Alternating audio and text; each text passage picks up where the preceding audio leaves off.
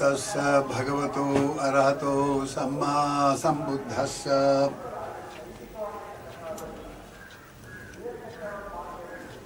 And today is the Dhammacakkappavattana day, a very sacred day indeed, because the Buddha gave his first teaching on this day in Isipatana, Sarnath. Immediately after he became the Buddha, on the full moon day of Vaisakha,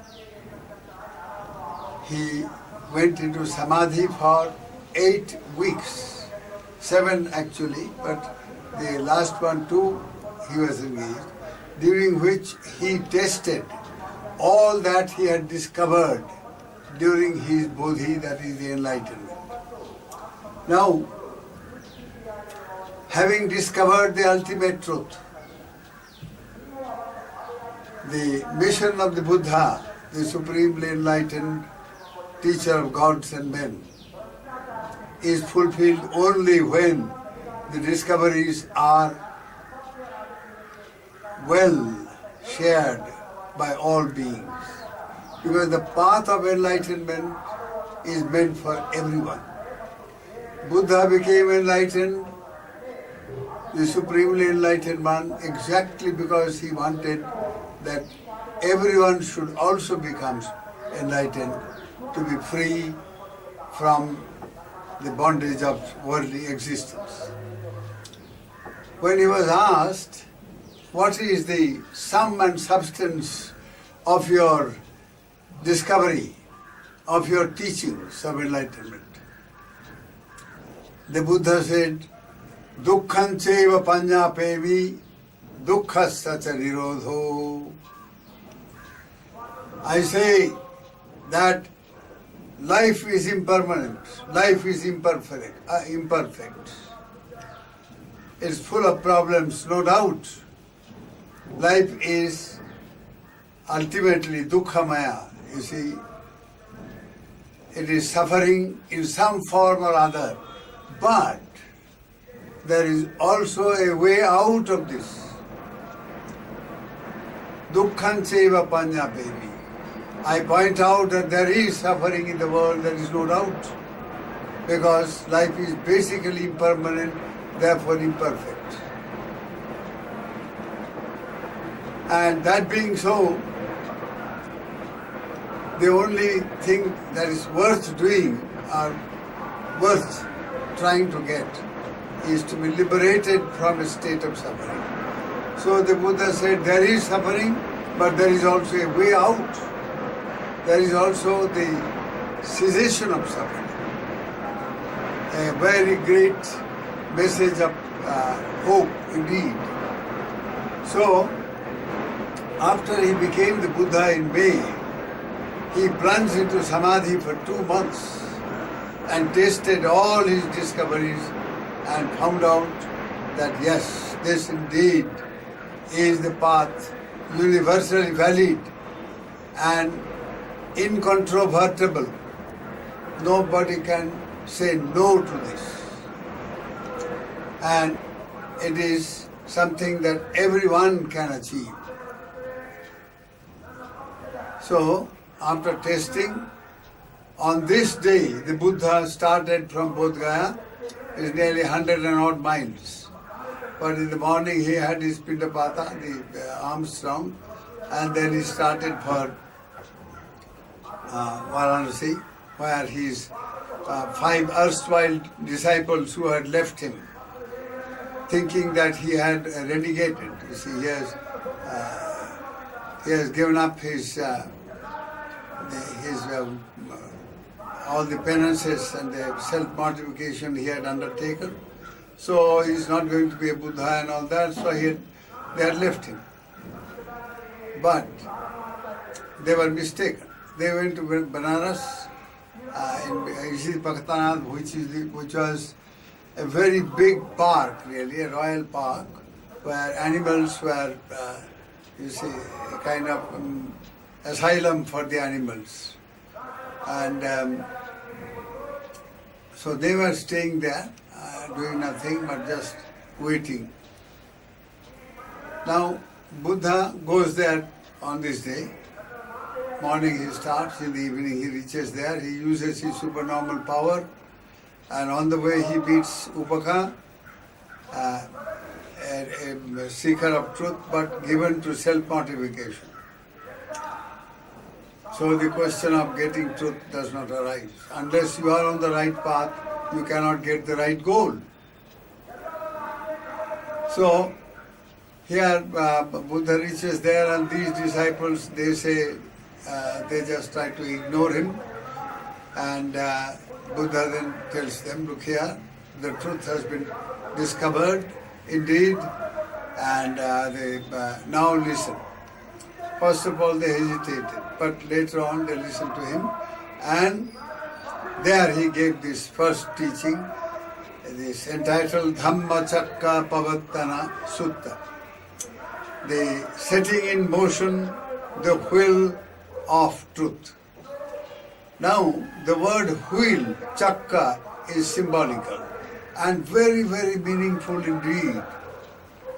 Now this sutta, or the discourse, the first discourse of the Buddha, it contains the very core teaching, the fundamental discoveries of the Buddha, all are adumbrated in this sutta. Thereafter, whatever he taught for 45 years, his glorious mission of compassion, all the teachings that he gave practically every day of his this life of compassion, all that he taught is nothing but the elaboration and extension and addition of these fundamental teachings. This sutta contains the 5 salient points of this sutta, let us say, are that, number 1, the world in which we are born is indeed, you see, incomplete, imperfect, because it distorts reality. People are willy-nilly, you see, involved in extreme ways of doing things. So there are 2 extremes, you see. One is the extreme which is devoted to just pleasure hunting. Just enjoy in whatever way you can. Enjoy sensual pleasures, enjoyment in the form of sensual pleasures of all kind, through all the 5 senses, nice things, whatever is attractive, enjoy them. Nice sounds, enjoy them. Nice smell, enjoy them. Nice touch, enjoy them. Nice taste, enjoy them. So this tendency to enjoy, to gratify the senses, that is one tendency which all beings suffer from. I mean the Kamaloka. In the world of desire, this is where they are caught up. In some way or other. Get up in the morning, first thing you do is to wash your mouth because it smells. It's terrible. You can't talk to people. You start the day with smelling. So the first thing you do is get out of that smelly thing, wash yourself and feel, oh, you are very nice and beautiful and so forth, and then start eating. The first thing, enjoy. And the whole day it goes on one after the other, gratification of the senses and enjoyments, in whatever way. Life, you see, most people are given to earning a livelihood. They have to live. So there is this craving to live, craving to exist. Just as there is a craving to enjoy pleasure, there is a craving to exist in the worldly existence. however imperfect it may be, however troublesome it may be, but no, I must exist. This continuation of existence, whether it is perfect or not, it doesn't matter. You keep on existing just for its sake. Survival mania. Somehow or other you must survive. Even an old man of 100, he still thinks of living.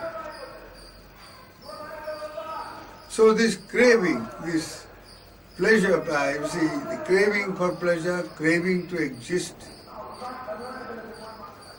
now it starts from the time one is born and it goes on till one dies. So in between birth and death, driven by this kind of craving and the attachment that craving creates, and the delusion that craving goes together with, delusion which conceals truth, which distorts reality. Avidya, unknowing, you see, ignorance of things, or you see, distortion of reality. So, from the time one is born till dying, one gets involved because of craving and ignorance.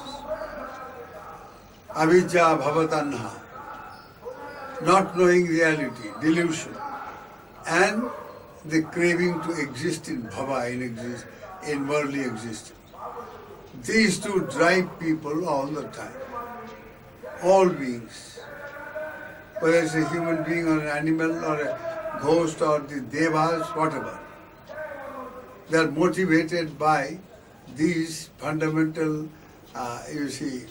very, very profound, deep urges to exist, urges to enjoy, urges to possess, urges to yield power. All this. Now, driven by this, what happens? Automatically you keep on committing all kinds of karma. Kayena, vacha, manasa. Bodily, verbal and mental.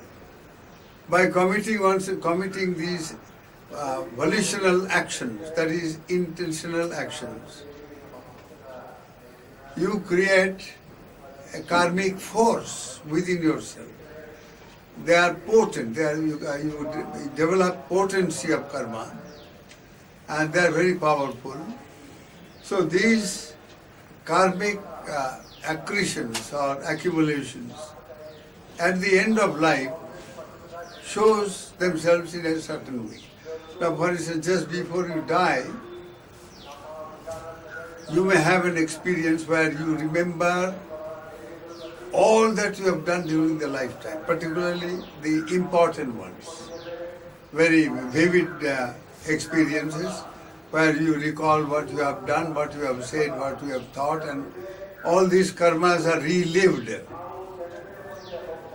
And karma being potent in the form that it produces a result, and particularly in the form of rebirth. So now, driven by these cravings, etc., you are involved in karma, and being involved, you accumulate the karmic forces or potency, and due to this accumulation, you are catapulted into a new state of existence when your death occurs. So on. So birth leads to death. So to be born is only to die, and to die is only to be reborn. So this wheel of birth and death and rebirth and death, this is the nature of samsara. This is called the samsara chakka. So Buddha was concerned as a prince with this problem. The problem that, well, he has got a very good father, very reverential, venerable person, very wonderful mother, wonderful wife, a beautiful little baby son, and all the opulence of royal life, everything. Yet there was emptiness within, because he came, you see, he was not aware of all the realities behind. But once he went out, he was not allowed to go out before. But once he went out and saw the world, 4 images stuck in his consciousness in a very, very powerful manner indeed. He saw an old man, bent with age, no teeth, can't hear, can't see properly, and tottering about with a stick. So now he said, what is that object? And then this driver, Channa, said, well, all of us going through like that only. Don't worry, Prince, you too will become like that. He said, what? Yes, that's what we are all going destined to. Second image was that of a diseased man, wallowing in the filth and horrible smell, stench, and very, very painful sight indeed. He had never seen all this. He said, yes, the same story. We are all subject to that. So long you are born, you are subject to disease. It is to avoid disease that you eat. Why is this urge to eat? My goodness. To avoid disease, to avoid weakness that comes without nourishment, and all that sort of thing. To enjoy health so that you can enjoy sensual pleasure and you can enjoy this living, continuous living. So this delusion. Then he saw a dead body. Then he saw a monk. Very peaceful, serene, unconcerned about the world's problems, because he has found out the solution. He has found out that suffering arises because of craving. Craving is the root cause of all suffering. Because craving creates attachment, and attachment leads to action, intentional action, and that leads to rebirth. One thing leads to another. So this will symbology that Bhagavan, adopted is extremely important indeed to understand this sutta. So Buddha, the 5 points which I mentioned, the 5 salient points of this sutta are that, see, the world basically is imperfect. The worldly existence, I mean. Basically it is imperfect because you are born only to die, to suffer from disease, to struggle, to keep on accumulating with the delusion you can carry. Keep on heaping up money with the thought that you are going to carry that with you, not knowing that everything will have to be left behind and gone. This type of delusive existence is imperfect, unacceptable for a wise person.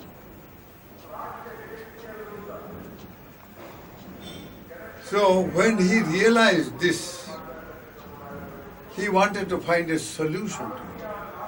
He is a Kshatriya Rajakumara who was an heir apparent of a very powerful kingdom. He had already engaged himself in administration. His father was old. He said, come on, get trained. So he got 13 years of training how to run the state administration in a very righteous and noble manner. But once he became aware of a larger issue of life, then he thought the state running is nothing. Life running is more important. I must learn how to run life manage life in the appropriate way so that one can be free from all these problems. That is how he became a monk. He left home and left his kingdom and everything, and then ultimately he became the enlightened one and tested all his discoveries. And on this day, these 5 people, they agreed to listen to him. He said, look, there are these 2 extremes. Never make mistake about it. And these extremes are practiced in whatever name.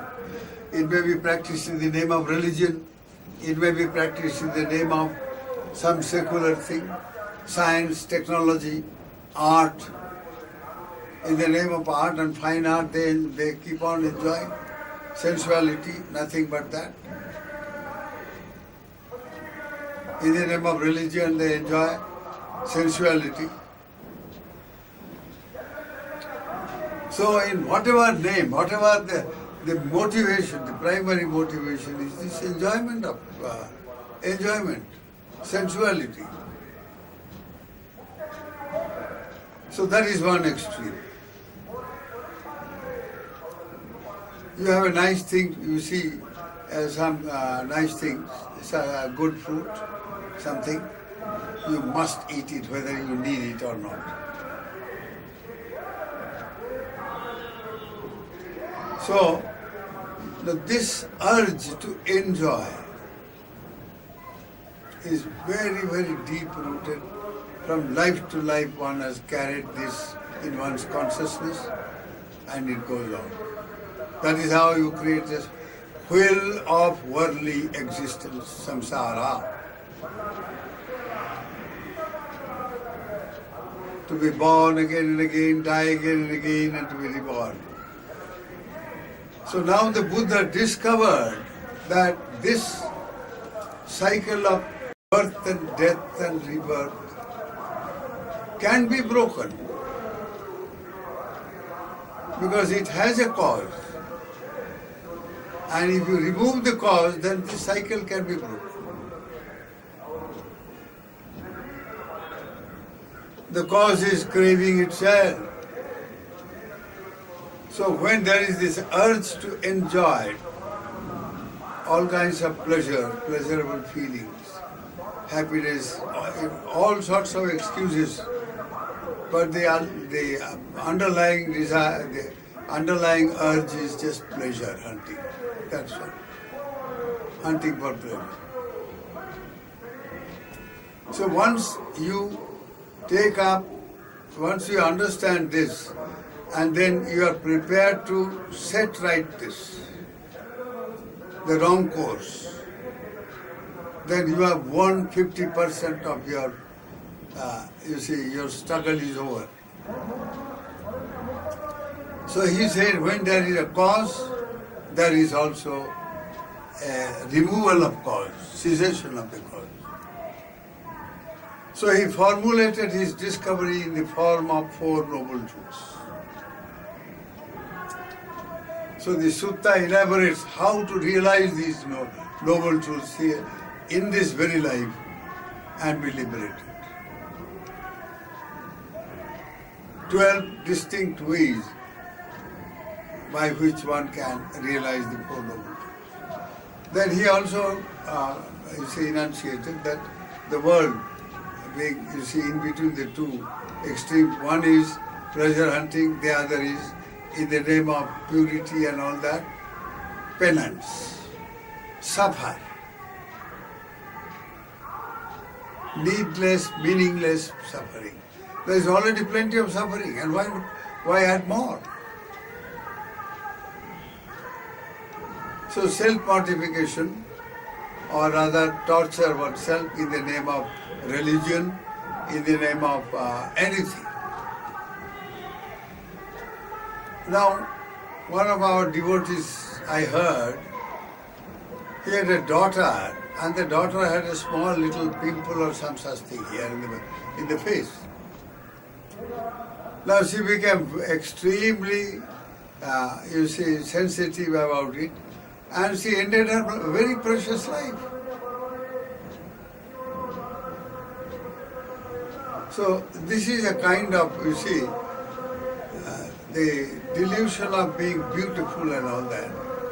This is one extreme. The other is the delusion that you torture yourself in the name of religious penance and all that, and then you can get out of the problems of life. But you never get out of the problem. You only heap up more problems. Because the tendency in life is extreme. From one extreme to the other, like a pendulum of a big clock. It swings from one end to the other. So, now, on one hand, pleasure, you see, craving for pleasure and craving for existing, continuation, survival, somehow or other, and you kill anybody just for your own survival. And on the other, torture yourself in the name of solving your problems which are mental. You torture your body, but the purpose is to set the mind right. But by doing that, you never set the mind right. You only create more problems. So religion, if you really seriously analyze all the religions of the world, you will find they are, you see, based on these two extremes. By and large, in practice at any rate. Now the theories of religion are different, that's a different question. We are not going to discuss that today. But in practice, what religion in practice, it amounts to that. Just open your eye, watch, observe like a scientist. You'll see that much of religion is just that. And then much of politics, much of so-called scientific development. Now vivisection, you kill poor little animals with the hope that yes, you get information and you, thereby you, through those informations you can live eternally. That doesn't happen. So in so many ways, these distortions come in because distortion is another name for a wheel. Just as there is this, what you call the wheel of samsara, of life, coming again and again, dying again and again, and so on. There is also the wheel of samsara in the form of wheel of opposites, dvandamayam jagat. This whole world or worldly existence is nothing but dvandam, pairs of opposites. Labhe alabhe, ayase yase cha, ninda prasangsasu, sukhe cha dukhe. Where there is gain, it is there is loss. You observe your own life, search your heart, and you will discover that whatever you gain is also dogged by loss. If you gain something, you are bound to lose something. There are two extremes. Now, gain means accumulation. And that is so fundamental in life. Accumulation of karma, accumulation of things, accumulation of name and fame, power. Now all the noise that you are hearing from the jail here, and the jail is called Freedom Park and whatnot. Where is the freedom there? Now all that, just observe, is all struggle. One struggling against the other. and driven by what? Accumulation of power, gain of power. Just that. So this gain, which is again very fundamental for human beings, and you justify your gain, and so long you get something, you justify anything to get. It doesn't matter. Whatever means you use, it doesn't matter. So long you gain something. Now this is so very deep rooted in human consciousness, coming from hundreds and thousands of lives in the process of evolution. So now this is a nature of samsara. Gain, gain, gain, accumulate, only to lose. You have to lose anyway, because you lose your life itself when you die. So you lose everything that you have accumulated. All the bank balance of so many $1,000, rupees or whatever, all that is left here. But nobody thinks of all that. Keep on accumulating, keep on gathering. And it's not only money or wealth or things that are essential for life, so-called, but name, fame, power, position, status, caste system, for instance. You hold on to your caste mania. You see, whether it's really factual or it has got any value, that is nobody's concern. So this labhe alabhe. Similarly, you not only want gain or accumulation, all that, grab whatever you can, gain whatever you can. The other very fundamental drive or urge is, or compulsion, is recognition. You must be recognized as good, bad, some reputation.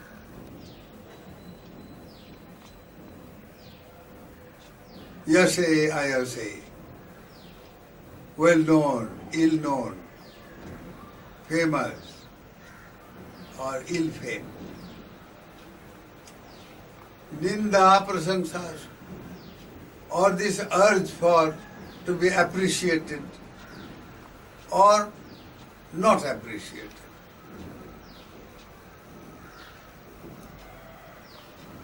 Sukhe cha dukhe, happiness at any rate. Whether it is for a minute or second, it doesn't matter. You must be happy, you must feel happy. But the opposite of that, misery, suffering. Now so, you see, there is another wheel then. This wheel of, well, that is actually the real samsara wheel is just this. The 8 kind of loka dhamma. They are known as loka dhamma, the true nature of the worldly existence. So now, when the Buddha used the word Dhammacakka as different from Sansara Chakra or Karma Chakra, he used it in a very meaningful way. He said, look here, this is the nature of life, whether you like it or you don't. Somehow or other you accumulate, somehow or other you get, you are these opposites you swing. Very good. Now, this being the tendency of the world, use the same tendency to get out of the world. Kantakena kantakam vishasya vishamaushadam. If you want to pluck a thorn, you use another thorn-like tool to pluck it out. If you want to neutralize poison, you use another poison. Modern medicine is full of poison. This antibiotic is nothing but huge poison. So now, this same technique, using the same wheel technology, that is repetition and continuation, and again and again and again and again, that is wheel. Repetition of things, recurrence of things. You say, yes, it's very bad to be angry. I agree, because you lose your temper, and then you can't sleep properly later on. You can't. You lose your hunger. All kinds of things. You knowing it, but still you become angry again and again. You can't get out.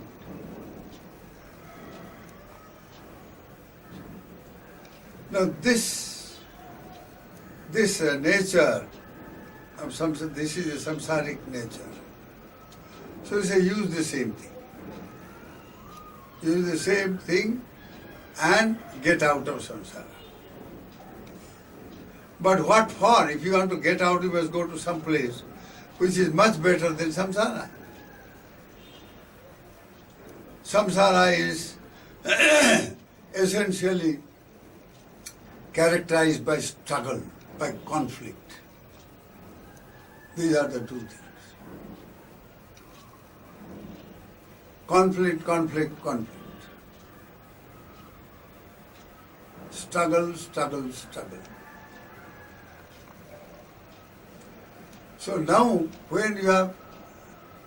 if you are thinking of getting out, you must go to some place, some dimension, where it will be perfect peace, eternal peace, not just momentary peace, which means no conflict, no struggle. So Buddha said, Yantang santang padang avisamecha. If you are seeking enlightenment, which is characterized by eternal peace, shanti pada, and not merely peace, nibbanang paramang sukhang, the ultimate state of satisfaction and happiness that comes from satisfaction. Ultimate state of security that produces genuine happiness.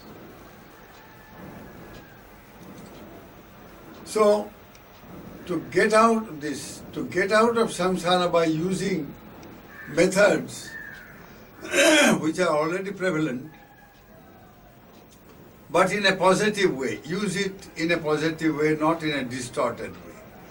By swinging from one opposite to the other, you distort reality. And therefore you never have a glimpse of truth, but you have a distorted glimpse of truth. So by removing an element of ego and craving, this distortion can be removed. Because there is no craving without the sense of I. Without this ego urge. So you undertake a particular training, a mode of training by which you can, efface your I sense.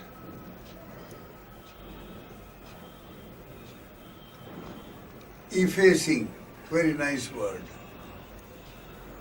You have a letter, the post office takes your letter and puts a stamp and effaces it, so that stamp cannot be used anymore. So you efface your ego by undertaking a mode of training, ethical and moral purification, Shila. And then the ego gets effaced from moment to moment. Craving gets effaced from moment to moment. delusion gets effaced from moment to moment.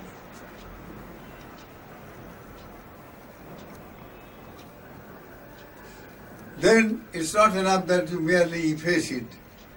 Then there is the stage of purification, purifying the mind by purifying action. If there is a tendency for self-survival to kill somebody so that you can survive, give it up. Don't bother about survival and don't bother about killing somebody. Now, so this method that the Buddha discovered is extremely wonderful and absolutely scientific in the best sense of the term. That will be, so today we start actually a series for 3 months during this Vasa season, this rains retreat that we observe. We Buddhists observe the rains retreat in a very, very serious manner. At least 3 months in a year,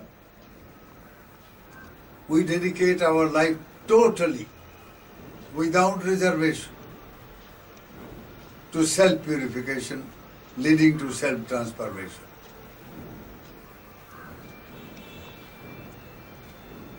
Self-purification starts from self-restraint, ability to control oneself, control one's anger, control one's greed, control one's lust, control one's egotism.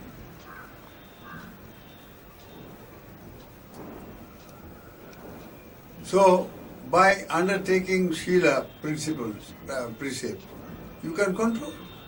You are controlling the mind all the time. Using the same method of the world, you are outgrowing the world. In the world there are plenty of controls, but useless. Those controls are brought about in order to enjoy, in order to gain,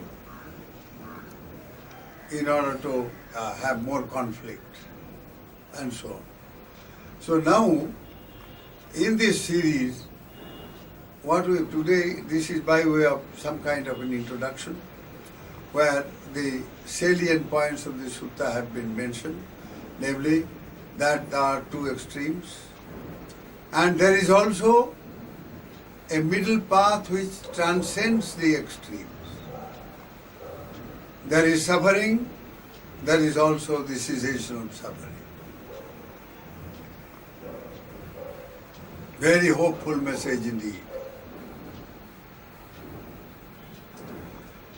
Then this path, middle path, philosophically it is very nice thing to hear. Oh yes, there is a middle path, okay, you transcend, you go.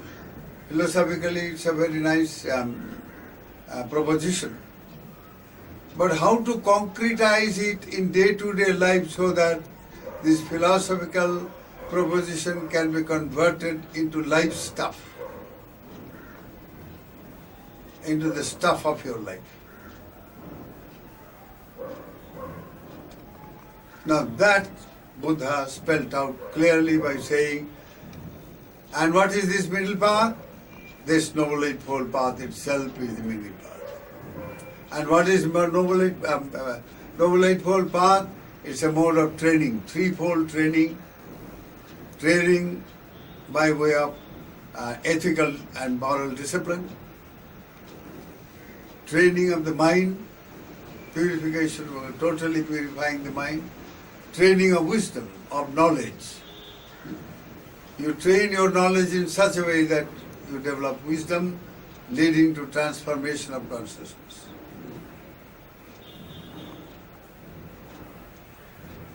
And this training, in other words, also means development. As you train your conduct, your actions, you are developing your mind. You are developing virtue.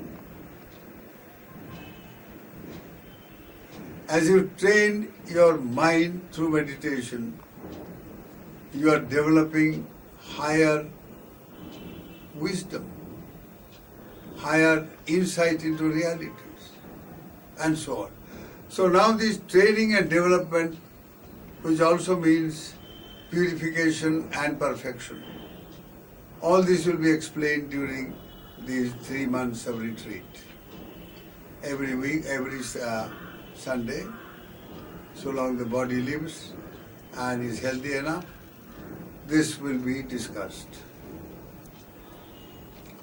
It's a very profound subject and very interesting at that. So the whole sutta, a range of sutta will be covered in this way. So today we leave it at this. May the grace of Lord Buddha surround your lives and make your Varsavasa, your rains retreat very spiritually fruitful. May you all be happy. Sukhino bhavantu.